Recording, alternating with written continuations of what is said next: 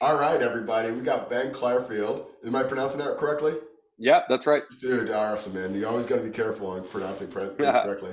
Ben, thank you for being on. I want to open up with you. Let's talk about you, your background, what you're doing, what you got coming up. I think it's going to be a fun little conversation here.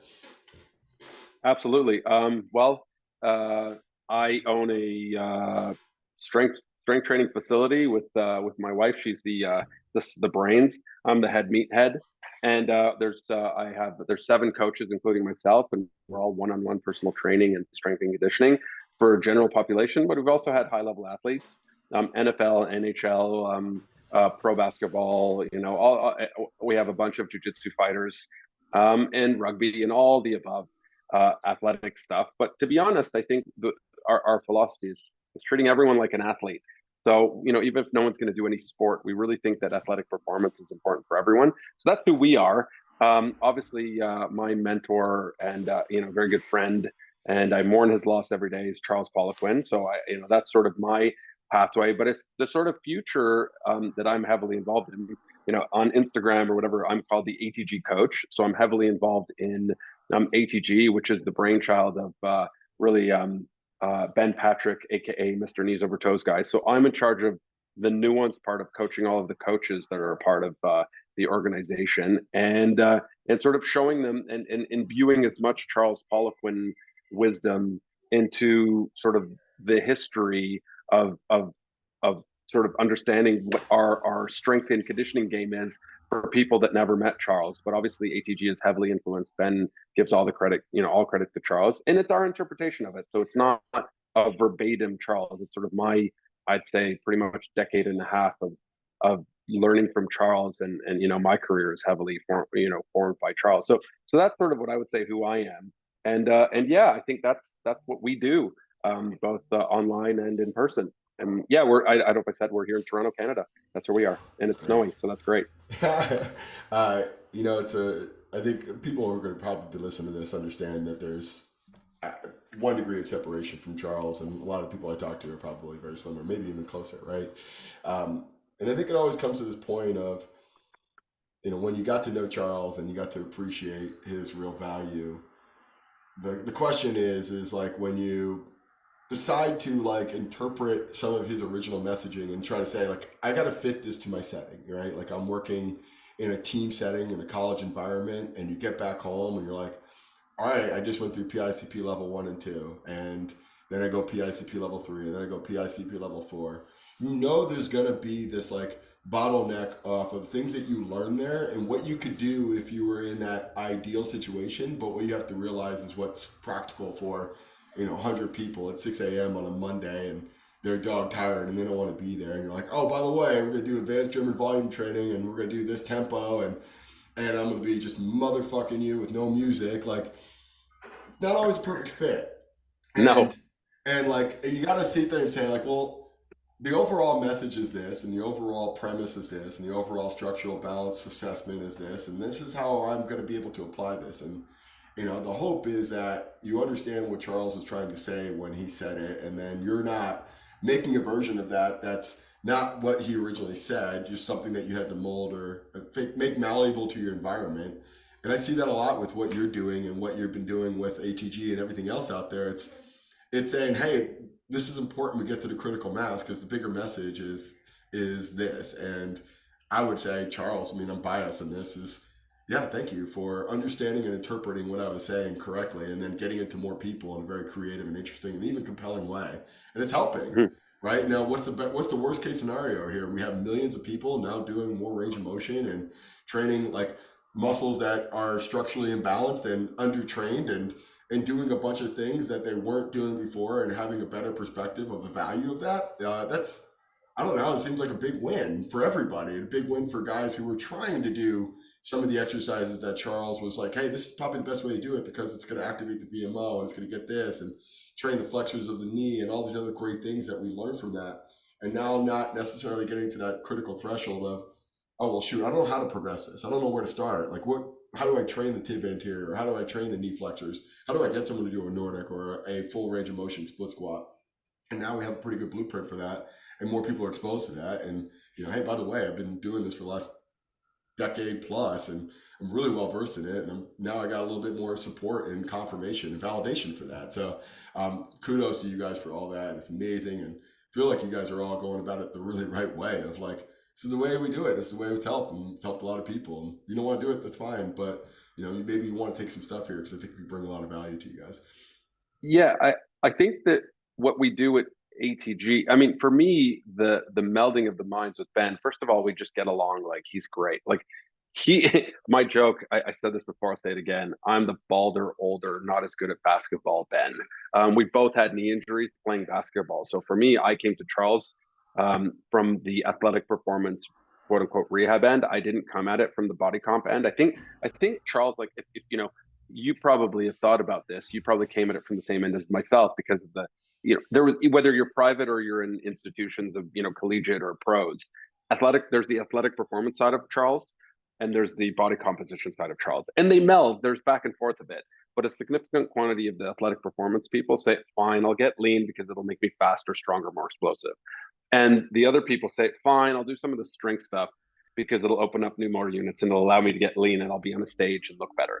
But Charles was a genius because he was so interested in all of it. He could be a conference talking about, cell membranes and how that affected brain health and heart attack percentages with different genetic codes. Or he could be sitting with the top bodybuilders talking about how they could get from 3.2% body fat to like 1.6 and various methodologies. And he could say, okay, we're going to sit with basketball players and think this is how we squeeze out 4 more inches in your vertical jump, or this is how you hit harder in football, or this is what you need to do in a jiu-jitsu fight, and this is how you train the grip. He was an absolute genius, with all of his flaws, I think. And that's the thing. I think people look at him and see the flaws and think that that's who the man was. And I think nothing could be farther from the truth. We're all flawed.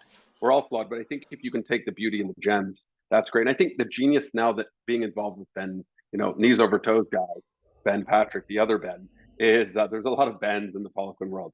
It really I think is. the genius of Ben is that he is obsessed about movement quality, and I think that's sort of what we've done.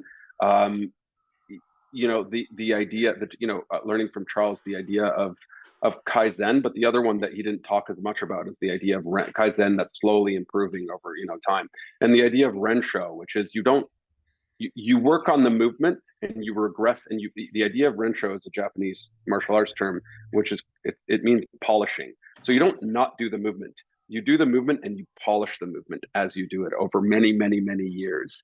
And instead of sort of saying, well, I'm not perfect at it, I'll neglect it, it's no, you're not perfect at it, you're going to work at perfecting it.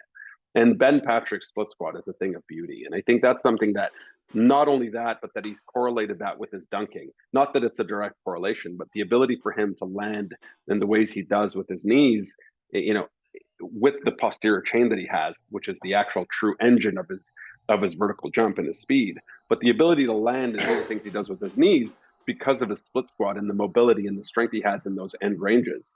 That's something that is inspiring. And I think what we do at ATG is we say it's okay to start with, quote unquote, a step up on the ground. And I remember learning that from Charles, but the point is that it's okay to regress with dowels.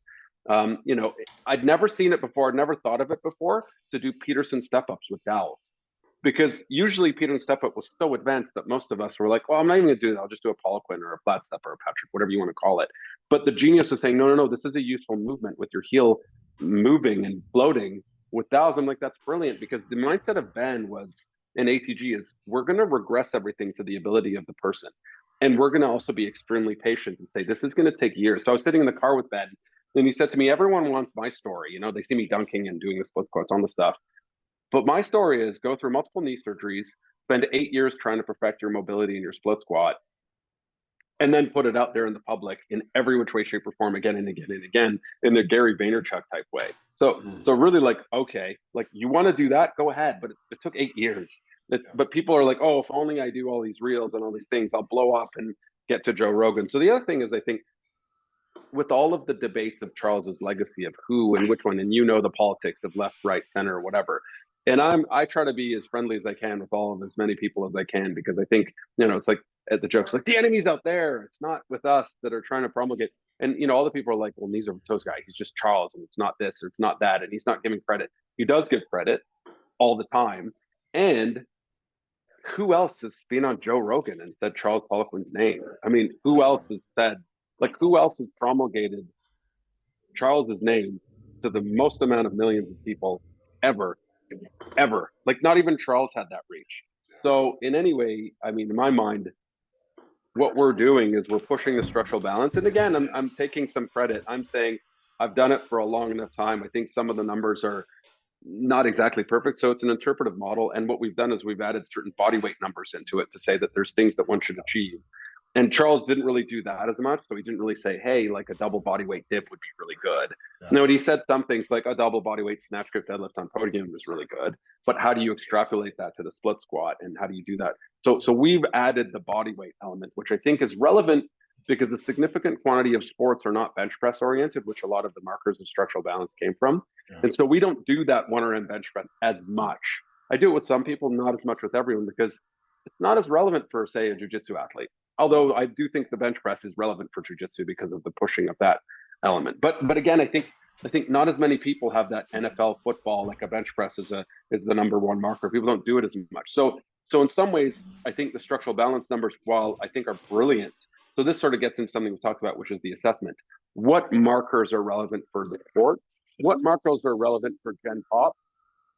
What markers are relevant for, general structural stability? And I think we sort of try to chase all of those. So I think the genius of Charles is that he said there's a whole bunch of range of motion and movements that you should do, and you should work at those. And then if you're of a specific sport, you should do more of this. So you've trained, football players. Yeah. They need a ton of neck work. Yeah. But a tennis player doesn't need a ton of neck work. But should they do some neck work? Sure. Like so there's that individualization. So it's not that ATG is this the genius of ATG, I would say, of the app and the program is that if you just followed that, good things would happen. But the individual coach that has taken that methodology, of which I teach the nuances of it, how do you take that and then individualize these things with the idea of the movements that we choose that are important? And I think that's the thing that a lot of the old school Poliquin people can understand and get behind, instead of these sort of social media Instagram that it's like, oh, all they do is tibia. Oh, someone says, I do knees over toes.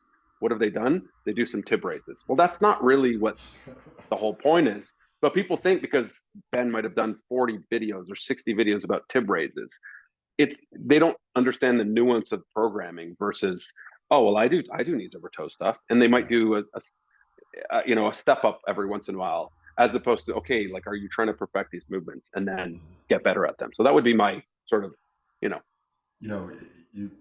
I don't want to pronounce it correctly, but you use the term promulgate, and there's an idea in my mind about this concept of appropriation, and the first thing that really comes out is this idea of like Elvis Presley appropriating African American music, and the catch-22 of it all is, would rhythm and blues and jazz and all these other really amazing like genres of music have as much public acclaim or as much public acceptance without some sort of appropriation?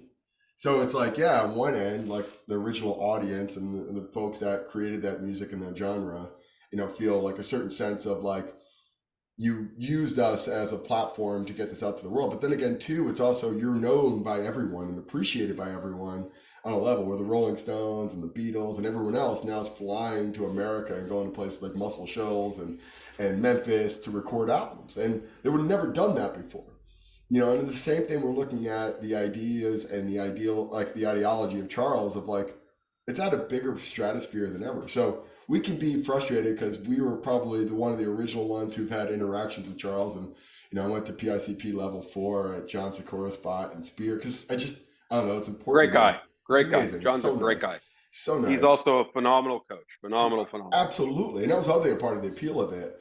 And, you're sitting there with this group of like, there's a wave in here that never even met Charles that are going through PICP, and I'm stoked that Dave's continuing it and trying to, like, also move that a forward. Very good friend.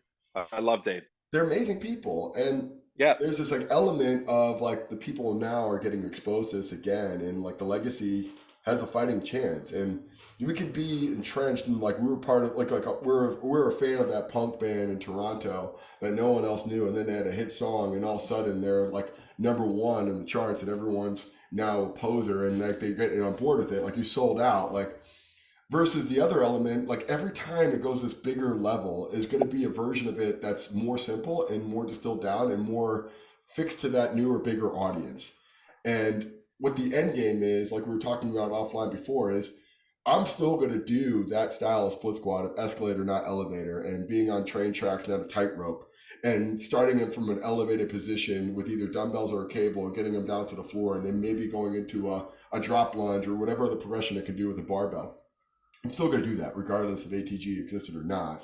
Just now, because of that potential promulgating or appropriating that idea, I have less friction and less blowback from that potential new client that's like, I was told that's bad for your knees from my PT that knows nothing about the subject and is expecting me to be a shitty trainer and have no context on what actual good movement is, and having a failsafe in there. If it hurts, I'm not going to do it. I'm going to regress even further. I don't know. I feel like there's so much more positive now from the things that I know I'm going to do, regardless, based off of what Charles taught me, that I don't have as much. And I have now multiple people that I'm hiring that aren't as like entrenched in that ideology off of like, no, you should never go below parallel. Like, where did you come to that conclusion? And we have you and Ben and, folks fighting for it and doing it in a compelling and interesting way that's resonating. It's just changing. The narrative is changing. And that was the dream, right? Like, Absolutely. you go from a Or PICT to not, level one. or not. That's the thing. I think for me, some of the earlier things when I was involved in whatever with Ben, and the haters were like, but like I want the nuance, and it's like, well, I remember being at Mark Bell's facility with 25 other ATG coaches that had never met Charles. None of them had met Charles except for Ben. And it was, I got to tell you, I'd never seen. And then we had the ATG Expo, which was in December last year, and that was 100 coaches, and none of them, maybe two, had met Charles, that had come from. Mm-hmm. And I'll say this: I've never seen, and I've been to a lot of Charles seminars and Kilo and all kinds of different, and again, friends of mine and great coaches. I have never seen such great split squats as ATG coaches. Yeah. I have never seen it. I have never seen it. The closest I saw was when I had a couple of speed skating Olympians that were trained in Europe under Wolfgang Unsold, who trained them, and they were going to the Olympics in Calgary, in Vancouver. This is a decade ago, Mm-hmm. and they like, we're talking perfect split squat with front rack position. Every ATG coach, front rack position, back knee straight, asked to like. I got to tell you, you've never seen such great split squats. Now, my job is to say, hey guys, you've obsessed over the split squat because of Ben, amazing, magical. Now, now you guys can squat, and let's get your squat up, because you guys will be absolute freaks. These guys have split squats and they're dunking, they're putting their hands on the rim. From an explosiveness point of view, Ben has unlocked something. Ben has unlocked something that a lot of guys haven't gotten results in that way. Like Mm-hmm. guys that are flying, like flying. And there's something about the way the ATG method, and I'm saying the explanation I have is the unlocking the mobility and flexibility that I think a lot of people haven't worked on. And Ido Portal did it. And I learned that from Ido Portal. But again, the problem is, back to the point that we were talking about, is the desire for esotericism, or, a small little grouping of people that get the true path. And again, I'm not criticizing that. I think that's totally fine. Like, I love Ido. I think Ido's a genius too. I think he's brilliant. I think he's philosophically, enlightened. And I think his way is magical. And he's talked about his, what he wants his students or his children. This is very Socratic, Socrates, the philosophic idea of sort of having a school of people that are a small quantity of people that do the thing in the most obsessive way. And I sympathize with that. I respect that. But I've chosen the path where I'm a coach and I have a business and I have kids and a family. So I don't have I have not chosen the same quantity of hours in the day. And what Ben has done and ATG has done is they've injected some of that mobility stuff that I don't think the Poliquin world originally did as much. So I would say that's innovative in a way that you just add micro quantities of mobility that I think is phenomenal, both for athletes and for general pop. And I think that unlocks a level of elasticity and explosiveness in people that are genetically not necessarily gifted for that. And you see people absolutely flying, like absolutely flying. So I think that's the thing. And the magic that I bring to the ATG stuff is, don't forget about the upper body stuff, because you're going to get athletes that are football players and you cannot neglect that. You can get them jumping and dunking, but if you can't take a hit, that's bad news bears. And with other athletics, like hockey and jujitsu, you have to deal with other stuff, other metrics. So I bring that sort of level of an old school Poliquin guy with the learnings that like the mobility stuff I think is magical, truly magical, and it's micro doses of mobility that some people go down a rabbit hole and they do full splits, side splits, all kinds of crazy stuff. But I think the stuff with the split squat and opening up the hips and the various stretches that we do that are sort of micro doses of mobility, I think that's stuff that is magical for Gen Pop, and everyone's hurting, everyone's back hurts, everyone's knee hurts. I think ATG does that in a way that I haven't seen it done. And so to be a part of that, I think is awesome. But my goal is to say, okay, but like Charles talked about strength being the mother of all qualities. Now that everyone's mobile, because ATG makes people really like the range of motion stuff with the regressions, not cheating the movement quality, then getting strong on top of that. Like ATG, we're going to see people produce, we're going to produce freaks, like absolute freaks. And that's cool because that's at the higher echelons. There's the cool thing is, I think the genius of Charles, the other thing that I didn't talk about with Charles is I've made a very, very good living doing athletic performance, but you know this, athletic performance is actually rehab. And that's actually the point. And so that's the point for Gen Pop that never do an athletic movement in their life, quote unquote, and the top athletes. You know this, you've dealt with the top athletes don't come in perfect. The top athletes are just people that the freakishness of top athletes are they can perform at a very high level even though they're bust. Whereas Gen Pop, if we want to have a differentiation, they generally can't perform at a very high level even though they're bust. They're just bust and in pain. Everyone's in pain. So if you can alleviate that, the freak athletes can do stuff that's even more freakish. So you just find their like everyone says this in strength and conditioning, but I think Charles was the true genius of it, and that we're trying to continue that in our own way, which is find the weak link, address that with an intellectual honesty, have movement quality be primary, and then load on top of that movement quality, and great things happen. So I don't think there's a cookie cutter, but I think there's specific movements that you can really work on. And again, realizing that like the gym is not the field. I think you've talked about that brilliantly in your book. It's not the same. But what we can do is if we can do, I really like this paradigm of we deal with hardware in the gym and your sport is your software, whether it's jujitsu or football or whatever, you have to go do that. So I can do all of the things in the gym, but if someone doesn't know what an A gap and a B gap is, that doesn't matter what a specimen they are. There's the person that needs, you're a linebacker, you need to know A back, A gap, B gap. You need to know who the mic is, all these type of things. And if you don't know that, that's software. Same thing jujitsu. Like you can be an absolute freak, but someone who's like got a broken body but knows technique will absolutely destroy you. So you got to do both. And I think too much of the strength and conditioning world starts to discuss this software stuff. That's not my business. I have an opinion.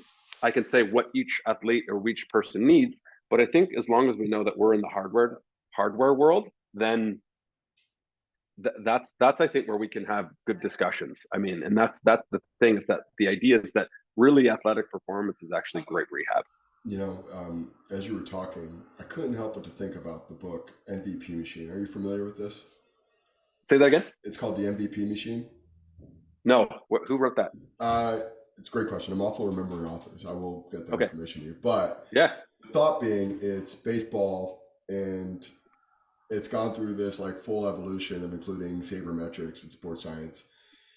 They never really look at the development, right? So classic example would be, they got to the major leagues, don't screw with their swing and don't screw with their throw. Don't screw with their throwing.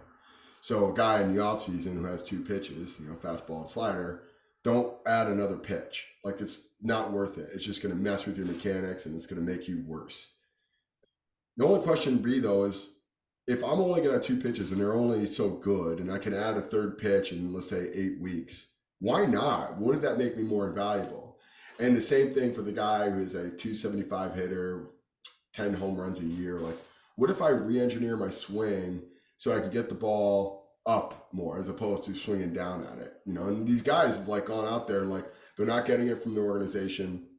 They're going outside of their organization and finding people who are more courageous to take that proverbial leap of like, I'll work on a pitch with you in that 6 weeks from September until December. I'll do it. Like I'll work on a curveball or a change up or whatever it is that can add to your arsenal in this time period. And maybe we don't finish it this off season. And there's a concept called driveline. It's basically like ATG has made like split squats cool and Nordics cool. They've made warm up drills and weighted ball progressions really, really impactful for Major League Baseball and all of baseball. They've changed. It's a paradigm shift in baseball and throwing that it used to be never touch a weighted ball that will give you Tommy John surgery or throw out your shoulder or screw through mechanics. And now it's a complete fixture because so many pitchers were going there in the offseason taking a fastball from mid 80s to plus 90, adding extra pitches in a 6 to 8 week period. They just said, no, screw that. We don't believe that you can't add another pitch or add velo to your ball 3 years into your career, major league career. Like if you're an 80-mile-per-hour guy and you're in single A, you're never going to make it to the league. And these guys go to them in the offseason and they add velocity and they add another pitch and they come back and they're an ace. And the Major League Baseball has to come back retroactively and say, we can't have these guys going out there and getting all this stuff on their own. We got to be able to do that within. So they've had to reframe, like basically reframe their approach of this whole thought of once they get to Major League, don't screw with them. But when you're talking about the elite level athletes that come to you in the offseason, you're doing the rehab because you know that's what's needed. Where their strength conditioning program is kind of like fixated on maybe some other things, right? Like, all right, man, I just got to hit these benchmarks and coach will get my off my ass and then I'll kind of keep up with the Joneses. And they feel a certain level of compelled to do something that they think is like what their job is versus you're looking at it. That's not the job. They're broken, man. They can barely move without pain. I got to get them back moving again before I start worrying about adding anything into their repertoire that's hard or stressful or straining. And I think that's the thought. It's ATG, you're just organic solutions. Like same thing when you're reading MVP Machine and Driveline. It's you got to do what's necessary because they need to do this. And as we look through Gen Pop, it's still got an epidemic of obesity. We still got an epidemic of low back pain. We still got an epidemic of people who are more times than not unhealthy and don't know how to get themselves out of it. So instead of saying, well, if you're not going to be able to squat 2 times your body weight and do 12 chin ups, why not say, I'm going to meet you where you're at and wrencho this and say, hey, I'm going to focus on, let's just do a good split squat today. And that might mean your foot's going to be 12 inches off the ground. Hey, let's just do a knee dominant posterior chain machine leg curl today or some tib anterior raises because that's going to be the most direct linear path to getting us to do something a little bit better we could be successful today. And I think once you go through that a couple times and a couple cycles and iterations of that, you start to become more comfortable with that and you go, my value is not tied into doing extraordinary things, it's doing simple things extraordinarily well. And that's the product that I think most people forget and miss. And if they're not going to get it from you, they're going to have to find it eventually. And that's why Driveline exists. That's why ATG came up. That's because we kept meeting these same problems because we didn't really have a solution. And we keep forcing square peg round hole. And here we are. Now something's starting to emerge out of, invention is the mother of all necessity. And here we are. It happens because it needed. And I think that's a really cool and fun and interesting time period right now to be in our roles because it's something that we've forced to reconcile with and for something that we had to face with. That's not our job anymore. It's to help people. And what is helping people is getting them out of pain and discomfort and getting moving, It's funny you say that because just to you know to me, I think as always, we were talking about this a little before. I think you nailed it. I think that's fascinating, and I think that's I think that it's funny. I was just thinking about those of us who are on the athletic performance side, and maybe the difference between the body comp people and the athletic performance side is we care about sports, whereas the body composition just don't. So even though we're on the hardware side, quote unquote, of we don't deal with the skill stuff, we really care about learning Mm-hmm. about the skill stuff. So what you're saying resonates. I was talking to Ben about this from a shooting point of view, and it's interesting because I don't know if you sort of follow Gilbert Arenas, Agent Zero, really, hilarious guy, was an absolute gangster. He put 60 something points on Kobe. Absolutely hilarious. But he's a phenomenal analyst, and he made a case. He talked about he came out about Giannis, and said he's not actually improved that much as a player, and everyone thought he was being a hater, and he wasn't being a hater. He was saying, no, Giannis is phenomenal at these things, but he hasn't done added a weapon every offseason. And Gilbert Arenas is the guy that says that every offseason you should add another weapon. Don't do it during the season, but in the offseason, if you can't shoot from, the whatever, if you can't do a one step in from the 3 point line over here, you should work on that as part of your game. If you don't have a step back, that should be part of it. Whatever it might be, you should add that into your arsenal every offseason. And that was what Kobe did. Obviously, that's what Jordan did. Jordan changed his game. I mean, those of us who know, Jordan was like dunking on people's head, and then suddenly he was back to the basket, fadeaway. It wasn't the same. That was Jordan that would put 36 on you, and it was all back to the basket fadeaways or whatever it might be. And once in a while he'd dunk on people. He still had that, but he changed his game. He added skills. So this idea of even the best of the best, it's sort of, I think it's fascinating. It's sort of that fixed mindset. Oh, they are what they are. Oh, he's a bad knee guy. So it's the same thing in some ways. Yes, there's carryover. No, I mean, Ben was a bad knee guy. He had 3 knee surgeries and couldn't, what is it? He had a 19-inch vertical. And now the guy's like, he's, got 2 kids in his 30s, tomahawk dunking 40-inch vertical. I mean, come on. If that's not a transformation, saying it's not white guy, like 6'1", he's not that tall, so that's crazy. So to me, but that's what we did always. It's you're not who you are. I remember having an argument with one of my linemen, my NFL lineman, who says, no, like 300 pounds is this NFL number. And I was like, but why? But that's just a number. What about we get your body fat up and we get you so body fat down and get you so effing strong that you can smack the living daylights out of your. And he got tens of millions of dollars because he believed me and said, okay, let's try it. And we went against the 300-pound paradigm. I got him down to, I think the leanest he was I got, in the off season, he was like 6'5" and a half, and he was like 279 instead of like 315, and had abs. So not many guys that big have at natural, obviously. Mm-hmm. And I think he was playing at like 289, 29, but he had enough clout to tell the coaches, F you, I'm not going over 300. Watch me play. And he did great. And that's his career was he had the ability to say, no, I'm not going to be 300 pounds. I'm going to do what I want to do, and I'm going to be great. And I think that's the ability to just look external to the paradigms. And those of us who have, Charles taught me that. He said, look, just because everyone says something doesn't mean that's the way it is. You have to have a sort of a critical mindset. And I think it's a cool thing to see the privilege of what we do is we get people to change. So to think that that's impossible on the skill side too is crazy. So especially if someone plays the game, like, no, you only throw pitches this way. Well, why?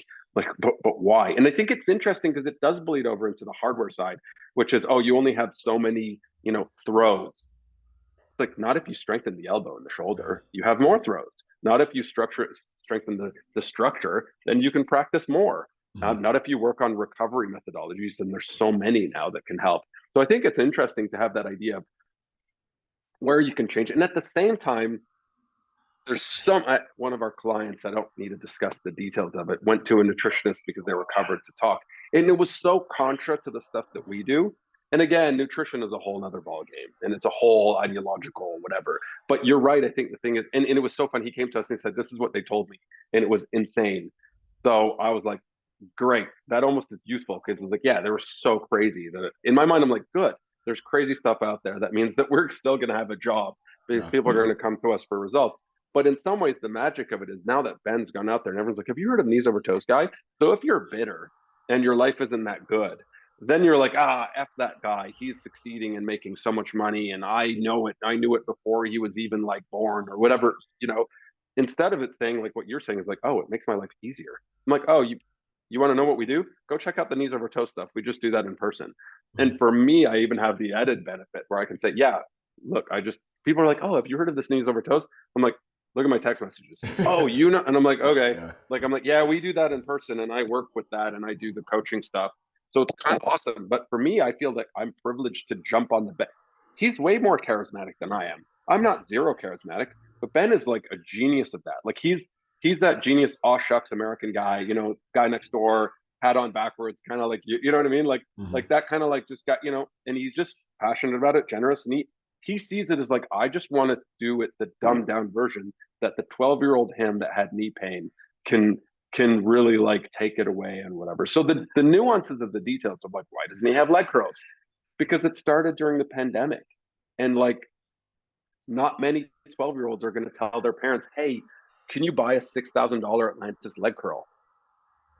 I got 2 of them. Like I have 2 of them. Yeah. It's a great leg curl. I have 2 of them. Stefan has 3 of them. Like Dave Lawrence has like 100 of them. Charles had 8. Like the point is, okay, but the genius is like, how do you dumb it down so people can get some work in?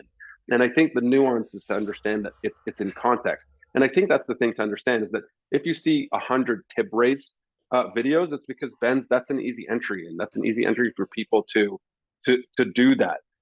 But that's not the only thing. It's as you said, it's like, how do you convince people to do Nordic curls, which are really hard? I like to call them the chin up of the lower body. Yeah. It's really hard. but people are like, oh, what, I can do this, then I can do this, then I can do this. And then there's videos of like, we put ATG, we put up videos of like, female athletes doing them. It's usually like, oh, they can't. Yes, they can. Yeah. It's just follow the progression, be patient. It's not going to happen in 2 weeks. It might take 2 years. That's okay. And in some ways, but isn't that what you want to be doing anyway in life? Don't we think that we should be doing this for the rest of our lives? When someone asks you, like, oh, so if I get my body to the way I do, like, do I have to keep training for the rest? And your answer is like, yes, fuck yes. Like, I'm sorry. Yeah, but now that I've There's lost no all this point fat, B I want to in go back this. to like, what can I go back to my other life where I'm stuffing my face with ice cream and like eating junk all day? I'm like, you can, but I don't think that's a great life. Like Yeah. once in a while, don't get me wrong, I love food. I'm a fat boy. Like I love food. But the point is like, okay, but like what type of life do I want? Do I want a life where I feel like sluggish and slow and I can't move and play with my kids or do the sports that or do jujitsu, which is my old man sport? Like I want to be able to do that at a high level, which means I want to put the work in the gym, which means take care of my joint structure. So I think that's the genius of what Charles taught us. And at ATG, we're just trying to package it up in a way that is accessible and is far from esoteric. It's far Mm. from esoteric. But I think people take little bits of it, and the critique is like, "Oh, ATG is just tib raises." Yeah. No, it's not just tib raises, but it's saying don't neglect. I mean, another way of talking about ATG is it's saying we've really like with Ben's genius, like we've made the remedial lift sexy. Mm. Like you see, like how many Yeah. videos now are there people doing external rotation? Yeah. Like how many videos? I mean, like that was the secret code of like anyone that did PICP. But now it's like, if you Yeah. want to fix your shoulders, rotate. I'm like, great, good, Yeah. like Well, amazing, right? Like what's amazing about that though, and you were talking about the idea of doing this at home, and now any one of our potential customers for our gyms can say, well, I could just do this anywhere. Yeah, but I have two Atlantis leg curls. I got a prime leg curl in my facility. I have a cable column. amazing. I have 1 kilo increment dumbbells from 3 all the way to 15 in each one of my gyms. Eventually, you're going to hit this kind of like apex. And it makes me think about this line from Sam Walton, They Made It in America. So he talks about like, when we come to a new town, people get all freaked out. We're going to crush a small business. What I'm doing is getting that customer in there and saying, oh, shoot, I need to buy paint. We can only offer so many colors of paint and only styles of paint. We only have so many people who are so competent in paint. If you own a paint store within a quarter of a mile, if you have that availability of those paints that we don't have and a person is way more knowledgeable about it, you should be out selling us in terms of paint. Other than convenience, but you should be crushing us in terms of paint sales. We can't beat you in theory, but we are because you get lazy and complacent. So when it gets to that point of like, oh, you could do this at home, but hey, eventually for you to be able to do a full Nordic, probably going to be a lot more linear of a path. And we can have objective data on this because we test Nordic hamstring strength through a Nord board. We know the people that we get on a prone leg curl and go through a progression of 2 leg, 1 leg, Poliquin, whatever way you want to do it, is a lot faster of a transition to doing a really good Nordic. We know I that never when did Nordics. I never did no Nordics one did, yeah. Oh yeah, I never did I Nordics. I did saw Ben. I was like, huh. I did in Like I didn't do college Nordics. because we were doing so much rack stuff. But yeah, it was But for we sure. didn't. I didn't do Nordics. I'm Poliquin through and through. I It didn't was do like dumb 10th shit progression. before. I'm lucky. Yeah. But like my leg curls, I can leg curl a truck, so it took me a week to do Nordics, and then I don't know. I've done 20. I did 20 recently. Yeah. Like I And, could do 20 Nordics. and And like all the ATG guys that have never touched a leg curl, a lot of them it takes them 2 years to get a Nordic or a year and a half, which is great. That's fine. I just have so the genius of being a coach, a Poliquin coach, or whatever, or ATG coach is like, oh, here's the progression that you're going to get there quicker. So the way I coach our coaches, I say, look, because it's interesting. I had a conversation with an ATG coach early on when I was running through the certification for the ATG guys that work for Ben online were like, well, I just don't know what to do in person because they have time. They do a ton of online stuff, but if someone says, hey, you do this, and I saw you in the gym, can you train me? They have time to do that. So the guy goes like, I don't know what to do because the app is so good. And I was saying, yeah, but some people are going to want you to hold their hand through it. So the way I say it is like, not everyone is going to say, great, I can do it at home, motivated myself. No, they want Tim or Ben or like, John or Greg or whoever your coaches are, or Jacqueline, one of our coaches. They want us to hold their hand and say, you guys decide. You tell me when I'm ready. I don't think about this. I'm an accountant. I'm a lawyer. I'm a housewife. I'm a mom. I've got all this stuff on my head. I don't want to think about when my next rep is. I don't even want to count my reps. Huh? I don't even want to know how much weight's on the bar. Just do the stuff so that my body works. And I'm like, oh my God, now I'm doing a chin up Uh, or a Nordic curl or whatever. Like that's what they pay us for. And they're, time is money and mm, we're saving them a ton of time. So guess what? It costs more money. But for us at ATG, the genius is there's an app that's pretty much like free. I mean, it's not free. It's $50 a month. Like you can't beat that from an online mold. Like I don't think it's beatable. Like I do online stuff, but it's the bespoke version of online stuff. But I only have myself and the amount of time I have. I don't have the time that uh, the dedicated staff at ATG is. It's brilliant. It's truly brilliant. But as he says, another criticism of of Ben is like, oh, but it's a cookie cutter program. Yes, yes, it is. Like it is a cookie cutter program. mhm. That's the point of it. But the point is that you get a coach to see your videos and there's great feedback. Now, but Tim's going to give you better feedback when you're in person. I'm going to give better Yeah. feedback when I'm in person. That's better. Yeah. But that doesn't mean that the app isn't a great value. If no one's around you, like not everyone can get to you. Not everyone can get to me. I'm here in Toronto. I have 7 coaches. There's a Yeah. limited amount of people. So, but that doesn't mean that, oh my God, we're going to be irrelevant. No, absolutely No. not. It means that we're going to hold their hand and be specific and say, oh, well, this person needs a bit of that. And oh, my son's a hockey player. What do I do with that? And it's like, Yeah. well, he's going to have to like do a bit more neck training. He's not going to, or whatever. Like we're going to make sure his seated good morning is even better. Or we're going to make Mhm. sure that his ankles aren't going to get destroyed in the skate, whatever. Well, that's the thing, like, right? So that's Your the ATG's out there. There's a lot of other things online they could do remotely as well. They could do Peloton. They could do whatever they want online, and it's available. And they're clean and they're very good products in a lot of ways. They're really, really organized, and they sell it, market it, package it well. The difference being though is, well, eventually everything runs its course, and or everything's going to go at its pace. I can probably get you there a lot quicker because economically I can afford a leg curl in my gym because I have multiple people using it. It's dumb for you to buy that for your house. Or hey, I can get these 1 kilo increment dumbbells that it would be dumb for you to get a full set like that. Or hey, I have the expert eye to know, this plan could go a lot faster, or we got to stay with it. Where the really big value though is now more people are exposed to this than ever. They're aware that they need to improve in these benchmark areas.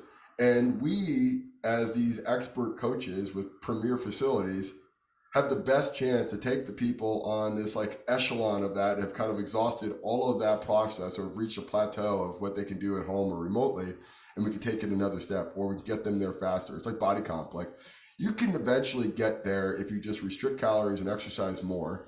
But I can make sure that your lean body mass is a certain level. I can make sure that maybe symmetry and structural balance are breaking down, or titrate up macros or nutrients as we go through. Like I can pull that lever more efficiently than you can. So I'm going to help you in a much more fast and much more efficient way to get to that point B.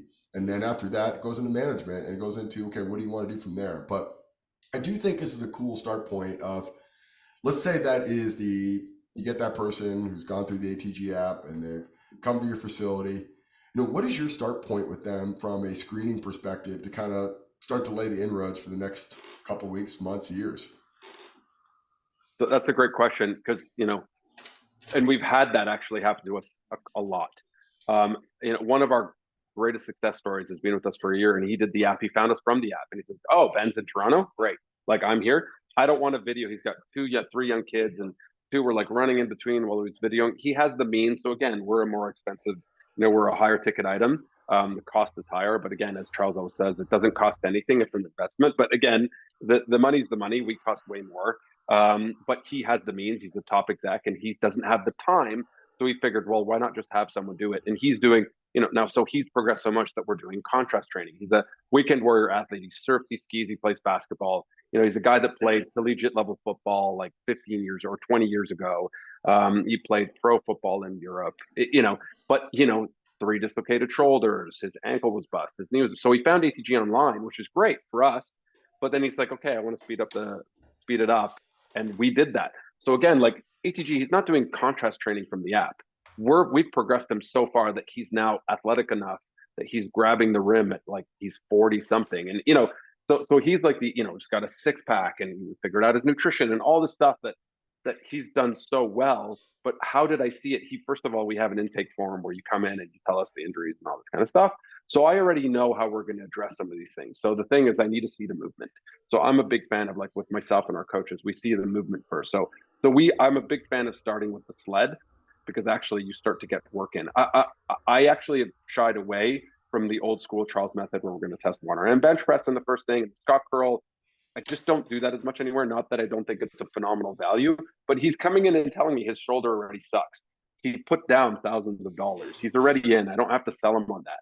What I can tell him is that these are the metrics that we're going to get to, and he can't do that. So he comes in and he says, okay, how many chin-ups? And I think he did 3, if I recall correctly. So I said, that's garbage. That's me, Charles, my Charles part. I'm like, that's absolutely garbage. That's dog shit weak. We need to get your chin ups up to 12, 3 sets of 12 perfect reps, and then we can load it, and then all this kind of stuff. And he says, yeah, I have pain here in my shoulder. I'm like, well, yeah, your rotator cuff is absolutely garbage. Your trap 3 is garbage. We need to achieve these numbers such that you can, perform properly in any movement of your upper body. And these are the movements that we're going to have to achieve. We're going to have to get your split squat to be perfectly, on the floor, perfect split squat, and then we're going to have to hit these load numbers. So that's what I articulate that to the person, instead of just being like, but I have to show them how garbage they are. But then I have to articulate, instead of just being like, you're shit, I have no plan for you. You're garbage. That's the point, whatever. But here's the recipe that we're going to get you to with that. Now, how long and how fast? I don't know how fast their tissue can remodel, because I don't know how their sleep is. You've got young kids, you're stressed, you're traveling, your tissue remodeling is going to take longer. Your nutrition is garbage, you're not taking any of the proper supplements, it's going to take longer. So I don't promise an exact number, but I say we're going to work towards these numbers, and really good things are going to happen. And once people hit those numbers, they're like, well, what's next? I want to hit bigger numbers. So again, he's hit all the basic numbers. So now he's like, I'd like to get more athletic. I'm like, okay, now you can do more advanced methods, because you're hitting numbers on the squat with the perfect split squat, and your rotators here, and you can do chins and dips and loaded. And so then I can just train him like I would train a coach or an athlete or whatever, but he's a weekend warrior. But I don't care if he's a weekend warrior. Now I can do things like we've done eccentric blocks. He's earned it. He's strong enough. He's diligent enough, and it works for his tissue. So he's earned the right. He's not just doing body comp or like structural balance or whatever. He's earned the right to do more advanced methods with bands and chains and all kinds of fun stuff. So I think as a coach, you need to have that. So for me, the entry point is, but I'm not going to do a clat test on someone. Charles, you're jumping off. If someone comes to me like, yeah, I have a shattered ankle and I had surgery on my knee, like I'm not going to do that, because the test will hurt them even more. So I like watching them move. So I'll see what their squat is like. I'll do that. And a lot of people, like, I don't even want to humiliate them with an overhead squat. If they're semi-athletic, I'll do an overhead squat just to show them how, again, it's a sales pitch too. There's truth in it, but it's a sales pitch in the sense of like, look how garbage you are. And they realize, you show them their overhead squat, they're, shaking, and and you can't even sit all the way down. And I'm like, and then we adjust, and usually we'll add a slant forward, and I show them how bad their dorsiflexion generally is. That's modern life. And I say, we're going to fix these things, and we're going to put work in.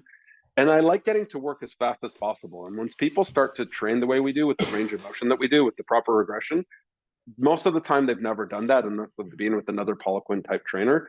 So it's revelatory, and they're like, oh my God, this feels good, and they're bought in. So that's what I would say. I think I like getting into training pretty quick. Yeah, so that's where it is. So that's what I would say. Yeah, I mean, it's I think assessments, and the other thing I like, this is the Charles line, that training is assessment. So there's something to that, where it's not simply an assessment is separate from what we do to train. So seeing what the movements are and how good or bad they are, but that's back to the Kaizen Rensho principle. Well, what's amazing, and I'm sure you figured this out the hard way, like I have, is they're interviewing you in that first segment, and one of the things you realize is they're trying to summarize everything that they think they're going to be doing with you for the next month, couple months, multiple times a week within that first snapshot. And when you get to like a very, like, I don't know, slow, boring, methodical assessment, you can feel that anxiety of like, oh dude, they're losing it. They're not interested. You're gonna go, that's just not for me. I don't really envision myself doing that. And also too, you have a stacked deck on your end, because you're going, okay, this guy's been doing ATG. He's got a background in athletics. I know for a fact he's probably not having the ability to do some of the upper body stuff like a chin up. I know that maybe he's doing this in his garage, so he doesn't have access to a sled. So I'm going to do two parts. I'm going to see where he's kind of like underdeveloped, and two, I'm going to create this immediate value with him. Like, see, this is why you need to be with us because we have this equipment that's hard to do in your house with kids running around, and we're going to be able to get a lot of really good results just from having exposure to this. And as well as you know exactly what you need to do, and you know already what he's ever done. Like he's probably done some stuff at home with the tip bar and split squats. Like, great, we're already ahead of the curve on that. I can go ahead, go foot flat, and we grab two heavy ass dumbbells and we go to work. Like, great, you know. And I think that's the part when you're in the private sector and you know all this stuff and you have this like the burden of knowledge of like everything you could and should do, and I need to know everything from start to finish, and I still like to get that information, but I need to leverage that to show here's how I'm going to bring you value and here's how we're going to get you what you want. Is because of this is such a restricted area or because it's such an underdeveloped area, and I needed to go through this like benchmark to figure that out. And then when it gets to the other end, because eventually everything hits this like rhythm and routine, like all right, 3 4 days a week and you're coming in and it's the dog days of training. All right, we got to hit this movement prep, we got to hit this training, we got to hit this, and we just got to go through the process. And then you go back to like weeks on end of progressing this, and maybe sometimes you take a step back, it's a shitty night's sleep, and like, why are we doing this? Like, remember all the way back to when we originally assessed you, you were really bad here, and you told me this was your goals. You know, we got to go through things that suck for a while in order to get to things that are great, you know, and those are the process. So you have more, yeah, and if you have a quick response of like, I know exactly why I'm doing this based off the initial assessment, they have more confidence in you. Like, okay, you got a plan. Great. That's all I need to hear. I'm paying really good money for this. I just need to know that you have a reason behind this. Sounds good. Let's keep going. You know, and that's the part you learn the That's hard exactly way. right. Um, No, that's exactly right. I think that's the sort of idea. You know, the jokes is like the AI and this kind of stuff. You know, is going to take over our jobs. I don't think so. You know, that's kind of the stuff.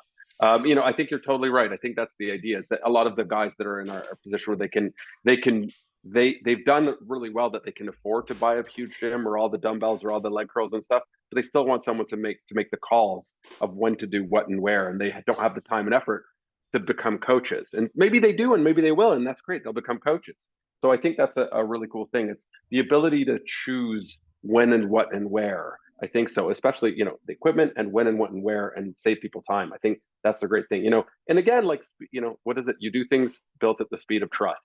You know, that's the thing. mm. So, you know, going into we've had a lot of really good conversations, and I think we got to get some sort of closure here. You know, like looking at now where you're at with your clients, and then this other thing of like this huge like platform that you're working with.